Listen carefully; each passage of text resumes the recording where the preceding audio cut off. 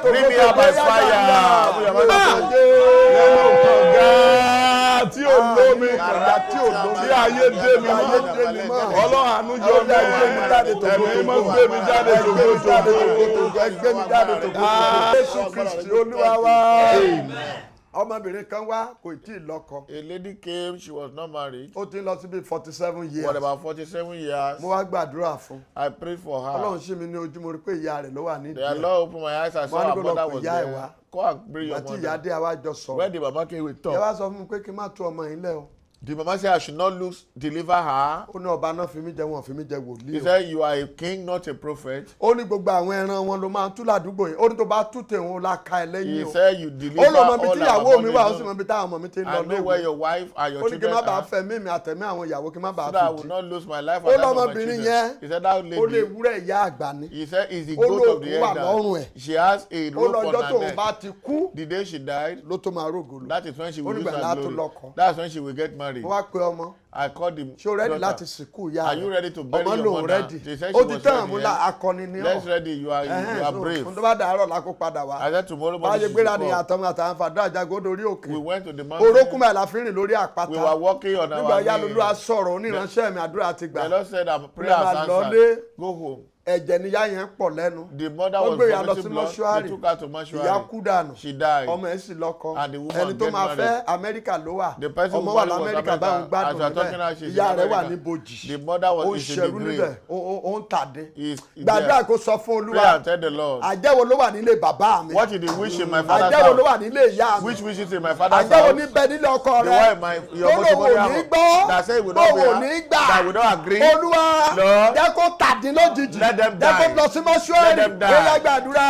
Ní orúkọ Jésù. Marabalaba ṣatabalaba. Olúwa wá. A ó gbàdúrà sọ fún Olúwa. Olúwa okùn ìyá àgbà lọ́rùn mi. The money rope on my neck. Tí wọ́n dè mí bí ewúrẹ́ ìyá àgbà. That made me to tie me like Ẹ̀mí mímọ́ o. Holy Spirit. Ẹ kọjá lọ síbẹ̀. Go there now. Ẹ lọ tú mi sílẹ̀. Remove and Ẹ deliver já me. òkú lọ́rùn mi. Ó yá gbàdúrà. Ní orúkọ Jésù. Every demonic rope on my neck. Break by fire. Break by fire. Break by fire. Break by fire. Ti Olúwa wá.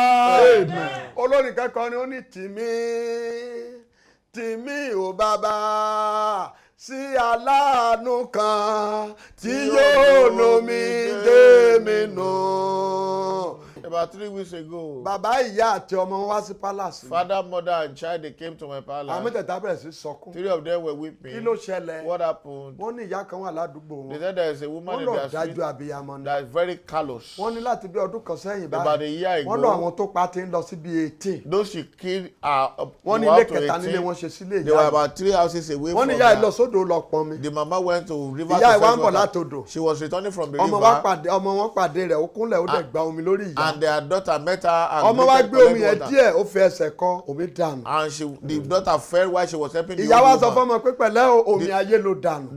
The mama said you have poured evil water away. ẹni tó bá ti domi ayé nù dídán ni kó kú. Whoever pour away ayé water must die. ó lẹ́mí rẹ̀ ló fi di torí mi ò rán oníṣẹ́ kó ràn mí lọ́wọ́. He said you will use it, your life will be used in exchange for it because I never asked for your help. ìgbà tí ìyá dẹ̀ sọ fún àwọn ìyá àti bàbá ẹ̀ tó lọ sílé wọn lọ bẹ ìyá ìyá ní ó ní bẹ́ẹ̀ ṣe ń bẹ̀ ọ́n báyìí ó lóun á tún fi kún ó lóun lè transfer ikú sórí ìyá kò tó transfer sórí bàbá. The parent went to meet her and say I can even kill all of you don't even beg me. àwọn àjẹ́ ò kì í gbẹ́bẹ̀ o àwọn òkùnkùn kì í gbẹ́bẹ̀ they are heartless wọn ní mercy. They don't have mercy. So wọ́n bá wá mo wá sọ fún ọmọ mo ní ẹnìkan. I said I have somebody.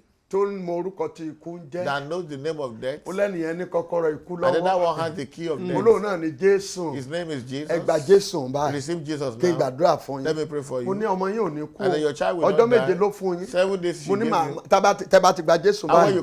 màá wá yí ikú kúrò lórí ọmọ yẹn. I will turn death away. I will send back to them. wọ́n ní wọ́n ṣe tán. mo fi Jésù lọ̀ wọ́n wọ́n gba Jésù. they accepted Jesus. nígbà tí mo fi Jésù lọ̀ wọ́n tán. after receiving Jesus. mo wá Jesus. gbé Bíbélì mo gbé lérí ọmọ yẹn. I put Bible on the head. I pray for her. mo wá yí ikú kúrò lórí ẹ̀. and I roll away there from her. ìyá yìí to the mama. nígbà tó di ọjọ́ karùn-ún wọ́n tẹ̀ ní kọ́ ọmọ máa gbé láàfin wọn ní kò ní bá wọn lọ mọ́ wọ́n ní tọ́jọ́ méje tó fún wọn bá kọjá wọ́n lọ́mọ wọn padà wálé wọ́n ní èmi ò sí lébà mo travel mo fẹ́ lọ sí Ìlọ́fà ńgbà ní Kwara State fún revival wọ́n ní aṣọ́ọ̀dọ̀ olórí láwà láàfin mo ní ẹ máa mọ́ ọmọ yín lọ kò lè kú ẹ̀fọ́kàn yín balẹ̀ ọjọ́ karùn-ún tí mo gbàdúrà fún wọn wọ́n ní ìyá yẹn wá dó sí ilé lókè ní bákónì story building náà ló gbé ìyá wa sọ fún àwọn ọmọ ẹ̀ nírọ̀lẹ́ I told her ó children dẹ̀ ṣeun bíi pé kò ń bẹ́. that she was feeling as if she àwọn ọmọ should ní jump. àmọ́ mi ẹ̀ má mà bẹ́ẹ̀. He said, Mama, don't jump. Oh. ìyá ni ó ṣe bíi pé kò ń bẹ́ Mama sẹ́. said she was feeling àwọn like ọmọ ní mọ́ mi ẹ̀ má jumping. bẹ́ẹ̀ o. Jumping, Mama, káwọn don't ọmọ jump. tó Oh. mọ kankan ẹlẹ́ẹ̀kẹta ìyá Before- kankan before you àtẹ̀gùn ikú gbé ìyá. Mama jump, wind of death ìyá carry tó her. fò ní. She just ìyá jumped. ṣe láàdín lẹ́nu yẹn. And she landed there and ẹ̀yin ọmọ died. ọlọ́run. People of ó God, dáhùn sọ́ta fi rẹ́rìn yìí. what we are laughing ìyá wà with, ní mọ́ṣúárì. Baba, bá Mama a ṣe ń is sọ̀rọ̀ in lọ́wọ́ mortuary. báwọn As we ò are tí talking sìnkú right ẹ̀. now, she's Ìyá not wà been ní buried yet. mọ́ṣúárì. She's in mortuary. gbogbo ẹni tó lòun ò ní gbọ́. Everyone that said they would ó not lòun ò do ní it. gbà lórí ọ̀rọ̀ rẹ. In the name of ó Jesus. yá kí oòrùn ó tó wọ̀ níwòyí ọ̀la. ó yá kán páàkì lọ sí mọ́ṣúárì. Maya katamasa. so àwọn ìyá ibà sáwọ́ àti bàbá wọn ní kábíyèsí And báyìí again, lọ́nà they ṣe say gbọ́ àdúrà. kábíyèsí. mo bá That fún guy- yín I said I tó bá told ti you. gba Jésù When you have ilé Jesus, tó kún fúyẹ́ the rest is small. gbogbo àwọn èèyàn wa tó ń sákàkiri tó ń gbàdúrà wọn people ní running, Jésù they don't know mírèkù Jesus. náà wá kiri They are looking for ẹnu ọmọ miracle. akó fọ́tò yáyáyá They will ẹlòmí carry fọ́tò picture. owó ẹ̀fẹ́ tó 1,000 They will carry 1,000 tí ọmọ picture. 1,000 ló bí ní One- àbíṣogun 1,000 ló wà ní ayé ẹni àníkẹ́ gba Jésù kẹ́ gbàgbé nípa ogun náà gbé kiri They are carrying wọn back- gbàwòrán Jésù They kiri don't know the image of gbàdúrà Christ. kó sọ fún Pray Olúwa and tell the Lord. okùn yá àgbà lọ́rùn mi Demonic rope on Olúwa bá my mi neck. já dànù Lord, cut it ẹ off. tú mi sílẹ̀ Deliver fún me. kádàrá mi ó yá gbàdúrà destiny. lórúkọ Jésù. Every demonic robe on my neck. Break! Break by fire. Olúwa Jésù Kristi Olúwa wa. Gbàdúrà ká sọ fún Olúwa. Let's pray and tell the Lord. Olúwa ta lẹni tó sìnkú mi láì tí ì kú mi. Lord, who is it that has buried me Yes. without me being dead? Ní ọdún tí mo ní oore ọ̀fẹ́ láti lọ sí London. The year I was privileged to Wọ́n ní go to ìran bàbá mi London, ò ṣeré wọ́n ní àkí kúrò láàfin. they said my Àwọn òjòyè ancestor mi ti never ń left sunkún you. kí tó kúrò ńlé. My sheep were already weeping Wọ́n before I ní left. plane mi máa crash. They said my plane was Torí going pé to kò sí crash ìran bàbá mi tó ṣe é rí. because none of my Ọba ancestors tí had mo ever jẹ́ traveled. bàbárí tradition wọn ni pé tó bá ti jọba ògbúrọ̀ kúrò láàfin. Their own is that I must Wọ́n not láwọn leave the ìjòyè ni màá palace. máa rán They níṣẹ́. said I will be sending my Èmi náà wá sọ sheep. pé orí olórí ò ní gbà ṣe mi And I ṣe. said nobody will take my Mo bà ìwọ̀ responsibility. yẹn jẹ́. I destroyed that Wọ́n ní taboo. kábíyèsí London tẹ́ ẹ̀ lọ ẹ̀ ní padà They said, wálé. Cabbage, this London you are going, you will not return home. Ọlọ́run bá mi ṣe mo lọ sí London mo padà The wálé. Lord helped me. I went to London, I returned. Ó tún lọ́dún tó tún tẹ̀lé àmì ìtúndé ní kábíyèsí Amẹ́ríkà yá. The next year they said America. Ó tún yá mo tán tún ní kábíyèsí Amẹ́ríkà They kẹ́. said Cabbage Ní bàbá America. yóò kì í jáde láàfin. Your ancestors Ògbélé don't go tẹ́ ẹ out. ṣe To, yìí this is what you are ó doing. lòdì sí alálẹ̀ ilẹ̀. It's a taboo. Àwọn irúnmọlẹ̀ ò fẹ́. The Irumale does Tala want. lálẹ̀ ilẹ̀ ta ni I irúnmọlẹ̀. said, well, Irumale, who Mo lẹ are lọ the sọ fún ẹ demons? pé kò ní dáa fún wọn. I said, go and tell them. Mo bá to be gbéra with ọ̀dọ̀ them. Amẹ́ríkà. I traveled to Mo lọ mo tún America. padà dé. I went and Àwọn returned. Amẹ́ríkà wá ní kí n máa wá lọ́dọọdún. The Americans said I should be coming Ìgbà tí mo yearly. lọ tó di ẹlẹ́ẹ̀kẹrin tí mo tún fẹ́ lọ. When I went Láwọn there the ìjòyè mi wá first dé. time, my ship Wọ́n ní came. kábíyèsí gbà tí plane yóò tẹ crash There's a mọ́ part is your plane don't crash kábíyèsí again. ẹ mú amúlára wa àjòyè náà ká máa bá yín lọ. I take one of the ship. Let's go with. Gbàdúrà kò sọ fún Olúwa. Pray and tell the Lord. Alẹ́ ni tó sìnkú mi láì tí ì kú mi. Whoever has buried me while I'm still alive, Olùwàjò gba ikú mi kú. Lord, let them take Ó yá the place of gbàdúrà. death. Ẹni náà tó lòun sìnkú mi láìkú. Ẹ má jẹ́ ògbà kú mi kú. Ẹ máa ṣàtàbà Jésù Kristi Olúwa wa. Amen. Jẹ́rí ara àṣòro tí ọ̀pọ̀lọpọ̀ àwọn onígbàgbọ́ ta ní lónìí. Part of the problem we have today as Christians Ó ní oorun àsùnjù. is sleeping too much. Tí 40 days bá ti parí bàbá. After the 40 Ẹ rí i days, pé àwọn èèyàn ò ní ṣèṣọ́ òru mọ́. people will not have vigil Ṣé inú á tún again. máa hàn? Ọdún mẹ́wàá tẹ́ ṣe sóòrù ẹ ṣe gan-an náà ni. Bẹ́ẹ̀ ni ó kéré tán ọjọ́ tí mi ò bá ṣe rárá ni màá ṣe ní wákàtí kan. Mi ò ṣe rárá nìyẹn. Wákàtí kan Bẹ́ẹ̀ ni gbọ́dọ̀. wákàtí kan gbúdọ̀ pé láàárín aago 12 sí aago kan kò sóhun kóhun tó gbúdọ̀ dí mi lọ́wọ́ torí òru lọ̀tá ń ṣèkà òru náà ń ṣiṣẹ́ ibi òru náà ń pín ògo òru náà pín ire gbogbo ẹni tó bá máa rógolò láyé òru náà parí iṣẹ́ ẹni tó bá máa ba tiẹ̀ jẹ́ òru náà ṣe manifestation la kàn rí lọ́sàn-án òru náà ṣe bíbélì wípé nínú ìwé mátí orí kẹtàlá ẹsẹ̀ 25 ó nígbà tí ọmọ ènìyàn sùn ó ní ọ̀tá yọ kẹ́lẹ́kẹ́lẹ́ wọlé ó sì fọ́n èpò sáàrin àlìkámà And so with òru among ni the tears ẹ̀dọ́ among máa the fọ́ weak and lójú òru the náà fẹ́tẹ́gùn ló òru náà ta fà fibroid òru náà ta fà cancer òru náà ta fà hepatitis lẹ́nu bá hepatitis C hepatitis B hepatitis C kí ló ń jẹ́ bẹ́ẹ̀ tẹ́lẹ̀ kí ló ń jẹ́ lassa fever kí ló ń jẹ́ ebola wọ́n ní covid-19 covid-20 wọ́n ní covid ti dé báyìí sister covid dé brother covid ti dé gbogbo wa ti wá kí àwọn medical team tuntun forí para kiri bóyá ọdún tó ń bá tó bá gba covid-21 á tún fún lórúkọ tí ò ní ìtumọ̀ ọlọ́run kó gbà wá òru làwọn òkùnkùn parí iṣẹ́ mo lọ sí odò ọwá orí òkè odò ọwá mo lọ gbàdúrà níbẹ̀ mo dọ̀bálẹ̀ sórí àpáta mi ò múra bí ọba gbẹ̀sẹ̀ gbàdúrà mo fáyà nígbà tí mo ti ń fáyà lọ bí wákàtí kan tó ti lé mo kàn rí pé ẹgbẹ́ mi lápá bíbẹ̀rẹ̀ sí ń tutù ó kàn ń tutù kí ló ṣẹlẹ̀ mo kàn lájú wá ẹ̀ mo bá rí ìyá obìnrin kan ó pupa ló dòkóró gbọ̀dọ̀ sí ẹgbẹ́ mi yé mo bá fòdì lóní kí n má sá gbogbo lòún sá lọ ó ní mo ṣe ń gbàdúrà yẹn ó lòún láìkẹ́ ni ó lòún náà fẹ́ kí n gbàdúrà fún un àgbẹ̀ ẹlẹ́dẹ̀ wá jòkó sí ẹgbẹ́ mi láti má gbàdúrà tí ń lọ́ọ̀kọ́ tí bá dẹ̀ gbàdúrà tán ìbá dẹ̀ wá mi wá ó ní ohun kan tóun fẹ́ sọ fún mi ó ní kí fún oníṣẹ́jú méjì wọ́n á ní ó dà kò sí problem ó ní mo ṣe rí òun ó dà jẹ́ lòun ó ní mẹ́rìnlá ni wọ́n wà lórí òkè odò ọ̀wá lọ́wọ́lọ́wọ́ ó ní iṣẹ́ agbára kan náà gbélé wọn lọ́wọ́ tán ní kan wá ṣe ó ní bẹ́ẹ̀ náà ti pinra wọn káàkiri orí kan lè parí iṣẹ́ yẹn ó ní ọ̀pọ̀lọpọ̀ àwọn tó ń gbàdúrà lórí òkè ó ní bẹ́ẹ̀ náà ti skátà wọn ní bọ́ ṣe ń gbá ọ̀nà náà máa gbà á gbàdúrà máa gbogbo lọ́wọ́ wọn ó ní bọ̀ bóun ṣe dúró yẹn gbára tó ń lò ó ní kò ṣeé ṣe òun ṣe wá ní ẹni yìí àgbùdọ̀ jẹ́ nìkan ó lòun ṣe wá jókòó ó wá bí mo ní ṣé ọba ni mí ni àbí wọ́n jọba nílé mi. You are from a mo wá ní ọba ni mí ó ní mo dẹ̀ múra báyìí ó ní àmì tó ń rí yẹn ló jẹ́ kó ń sọ bẹ́ẹ̀ ló wá kúnlẹ̀ oníke gbàdúrà fún un báwo ṣe máa gbàdúrà fún àjẹ́ mo ní sọ ẹ̀yin àjẹ́ náà ẹ máa ń gbàwẹ̀ ó ní bẹ́ẹ̀ ni ó ní wọ́n ń gorí òkè ó láà náà ń gbàdúrà ó ní torí nǹkan tó fẹ́ ṣe yẹn kán lè ṣàṣeyọrí ó ní wọ́n ń ṣèṣọ́ òru kán lè ṣàṣeyọrí that is why tí ìṣọ́ òru fi lágbára dádì ṣẹ́mi pé láàárín táìmù yà ń dín òkùnkùn lọ́wọ́ ni àkókò yẹn náà fẹ́ ṣiṣẹ́ ibi tiwọn mathematics spiritual mathematics ni wípé 3 days fasting and prayer is equal to 1 day vigil. That's all. That's the mathematics. Tó bá gbààwẹ̀ ọjọ́ mẹ́ta equal to 1 vigil kan ṣoṣo tó ṣe ni. Torí pé òru yẹn oríṣiríṣi kan la òru kọjá. Adájọ́ tó fẹ́ kọ ẹjọ́ lóru tí àwọn òkùnkùn sì kọjá táwọn alágbára tọwọ́ kan wá tí apá kan pàtó orí kan orí tẹsẹ̀ kan ẹsẹ̀ tẹnu kan ẹnu wọ́n ti wá bá adájọ́ yídájọ́ ẹ̀ padà o òun báyìí la fẹ́ kó kọ ìgbà tí ò sì kọ́ wọ́n gba báírò lọ́wọ́ ẹ̀ wọ́n kọ́ wọ́n sì fọ ojú ẹ̀ òru náà ṣiṣẹ́ ibi nítorí náà èèyàn gbọ́dọ̀ múra oorun àsùnjù olópa ọ̀pọ̀lọpọ̀ lónìí òru náà gba ògo lọ́wọ́ wọn òru náà sọ wọ́n di dàkudà wọ́n sọ wọ́n di kòròfo lóru ìgbà bá máa dojú alẹ́ àbí ìgbà tilẹ̀ bá mọ́ àkàmà ṣe rádaràda káàkiri ni so lẹ́yìn 40 days continue pẹ̀lú ìṣọ́ òru let there be revival of the Holy Spirit in your house. Yes, Holy Spirit revival after the 40 days. So àwọn àdúrà àwọn ìgbà ẹni ò ní lọ lásán then you will now see the manifestation of what you have prayed for. Gbẹ̀yìn lọ náà ní testimony wà lè ní ẹ̀rí rere adára fún orúkọ Jésù. Gbé omi kan kí kábíyèsí bá ń gbàdúrà fún ọ lóru òní wọ́n tó láìsàn kábíyèsí ó bá ń gbàdúrà fún ọ ẹ̀yin tí ẹ máa ń jẹun lójú oorun you always have terrible dream where you eat in your dream or you always have an attack in your dream kábíyèsí will pray for you now. Or you are single and you need to marry, or you have a sickness in your body, Kabiyesi will help me pray for you by the grace of God. But if you have not given your life to Jesus, like Kabiyesi started it, the only way out is to belong to Jesus. So if you are there and you have not said yes to Jesus, why don't you say this with me and say, my Father, my Father, I give my life to you today. I realize I'm a sinner.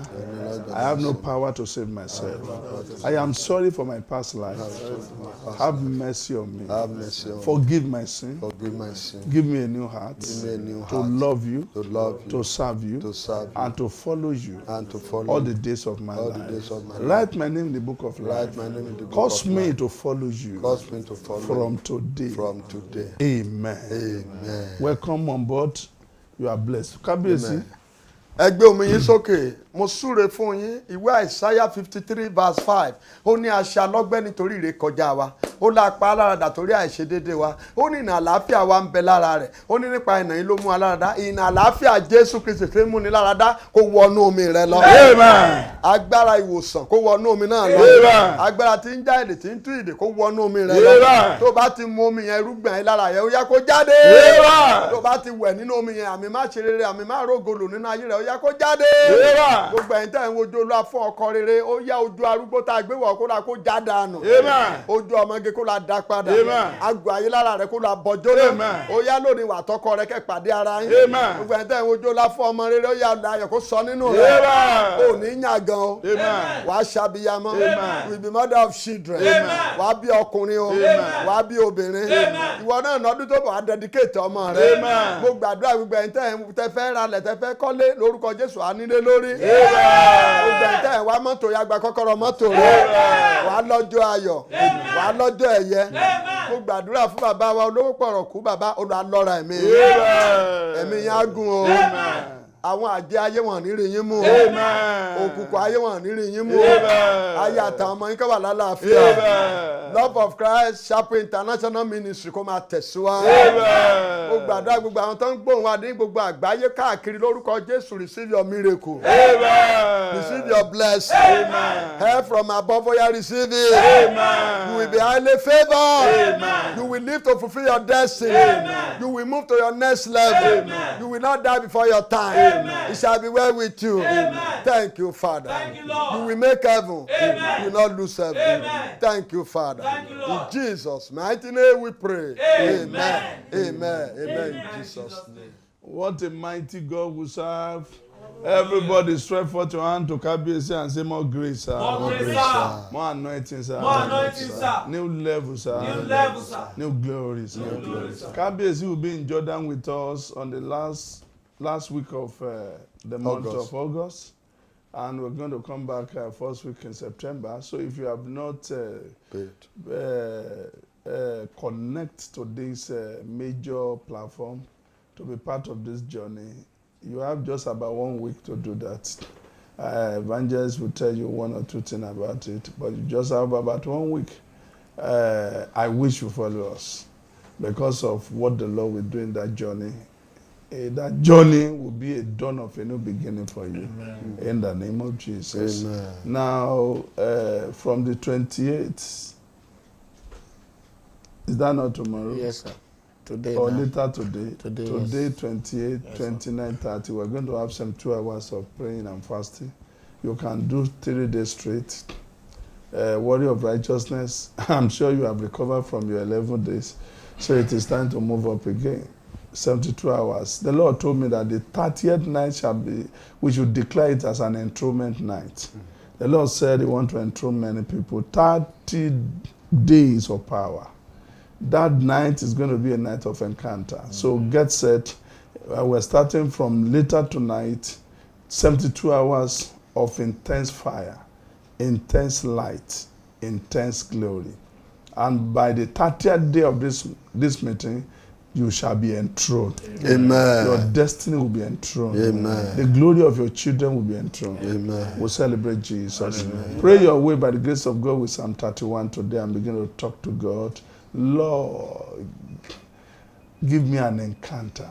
Let your light envelope me. Light of heaven, envelope me. Light of Jesus, envelope me. Light of Holy Ghost, envelope me. Pray that prayer and you will see God massively in your life. Amen. So get your anointing because we are going to use anointing on the enthronement night and it's going to be gracious. I pray over your document. I pray over your prayer request. Let the Lord turn it to testimony. Amen. You are coming back to share your testimony. Amen. All those who have been sending testimony to us, the Lord himself will give you the next one. Amen. And the next one. Amen. Nigeria will be at peace. Amen. We use Kabiyesi as a point of contact for all the Obas in Nigeria. The Lord will touch them. Amen. They too will see Jesus. Amen. And they will see the power of Jesus. Amen. Thank you, Jesus. Thank you, Jesus. It is well with us. Amen. In Jesus' name. Amen. We appreciate God today because it's God again. Only him can do what he has done tonight. We are free in Jesus' name. Amen. People of God, we appreciate you so much. Thank you for being there always. The Lord will sustain and keep you forever in the name of Jesus. Amen. We want to appreciate our fathers, more grace upon them. Our crew, thumb up for you in the name of Jesus. So we're back tonight by the grace of God, 12 midnight Nigerian time. Anyeowo is my name. God bless you. God bless the country you are connected from. And God bless Nigeria. And the people say, Shalom. Shalom.